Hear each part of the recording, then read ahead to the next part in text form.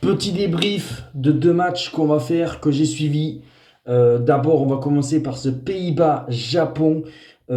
Franchement, avec des buts de Somerville, euh, Verdi Van Dijk Van Dijk qui a marqué, et puis après, côté japonais, Nakamura qui a marqué, Ogawa qui a marqué une belle tête. On a vu des beaux buts dans ce match-là. J'ai trouvé une équipe de Japon que je pense que cette équipe du Japon peut être vraiment surprenante et j'ai hâte de voir comment ils vont être par la suite de cette compétition parce que les Japonais, les samouraïs ne lâchent rien mais ne lâchent quasiment rien dans ce mondial. Ils sont revenus à ce de partout parce que j'ai senti un petit peu, parce que on va vite fait parler de la première mi-temps. La première mi-temps, c'était une petite purge, hein. Franchement, ça a été un 0-0. Les deux équipes s'observaient.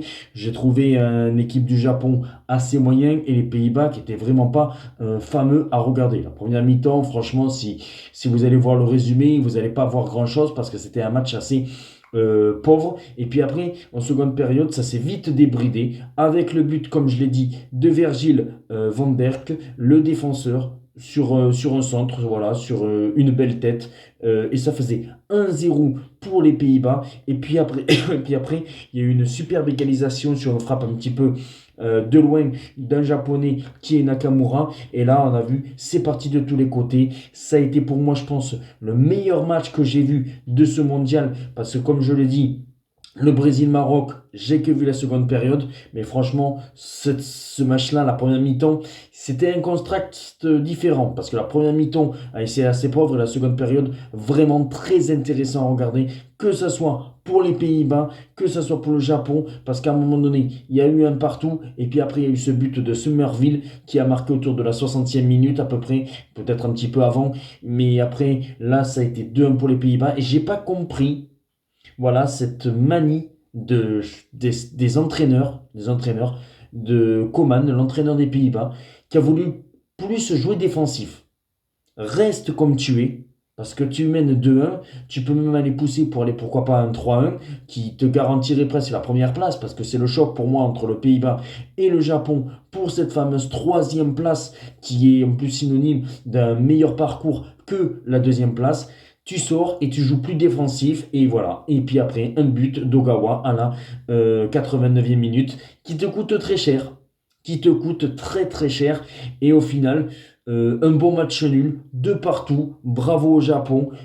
Bravo aussi aux Pays-Bas qui nous ont régalé. Ça a été un match très intéressant, surtout la seconde période. Et petite dédicace à Vincent qui va se reconnaître d'avoir trouvé le bon pronostic du de partout. Et on va poursuivre ce débrief par le Allemagne-Curaçao, voilà, qui était un peu plus tôt dans la journée à 19 h. Et alors là, assez surprenant cette équipe de Curaçao parce que il faut le dire, Curaçao, pour moi, je connaissais pas cette équipe-là. Et ben, ils ont fait une première mi-temps quand même assez correcte. Alors oui, l'Allemagne menait 3-1 en première mi-temps, mais franchement, l'Allemagne a marqué très vite. Tu te disais 1-0 à la 6e minute, ça y est, l'Allemagne va peut-être dérouler et après peut-être gagner 8-9 ou voire même plus. Et ben non, il y a eu cette égalisation de Curaçao qui marque leur premier but de l'histoire en Coupe du Monde. Premier but de l'histoire en Coupe du Monde. Vraiment, bravo à cette équipe de Curaçao. Il faut vraiment les féliciter parce que franchement, chapeau. Vraiment chapeau à cette équipe. Et puis après, ils n'ont jamais rien lâché. Ils auraient pu se dire, bon allez, on reste sur le 3-1, on joue très défensif pour la seconde période. Et ben non, ils ont continué à pousser, continué vraiment à aller chercher, pourquoi pas, à inquiéter cette équipe allemande. Et au final, bon, ça s'est fini 7-1. Voilà, c'est un gros score. Je pense que peut-être l'Allemagne prend peut-être de la confiance offensivement et pour la suite, pourquoi pas pour la première place surtout pour la première place du groupe, même si bon voilà, c'était l'adversaire le plus facile du groupe. Après, on verra par la suite de cette équipe allemande comment elle va être, parce que pour moi, je suis quand même inquiet pour l'Allemagne. Je suis quand même inquiet parce que, bon, certes, ils ont gagné 7-1 contre une faible équipe de Curaçao, voilà, il faut le dire. Euh, mais défensivement, ça fait peur. Défensivement, ça fait peur parce que je trouve que cette équipe d'Allemagne, assez faible. Je pense que déjà on verra contre la Côte d'Ivoire s'ils vont se prendre un but aussi et contre l'Équateur. Mais je pense que dès qu'il y aura peut-être l'équipe de France ou une équipe plus élevée, je pense que ça passera pas. Voilà. Alors déjà, c'est très bien s'ils passent les poules parce qu'on sait très bien que l'Allemagne n'avait pas passé les poules en 2018 et ni en 2022. Mais je sais pas. Moi, je suis quand même inquiet pour cette équipe allemande. On verra par la suite. Voilà mon débrief du match de ce soir pour les Pays-Bas, qui était franchement très intéressant à regarder. Le Pays-Bas-Japon, comme je le dis. Et après, l'Allemagne-Curaçao. Alors bon, voilà, il y avait un écart immense entre les deux équipes.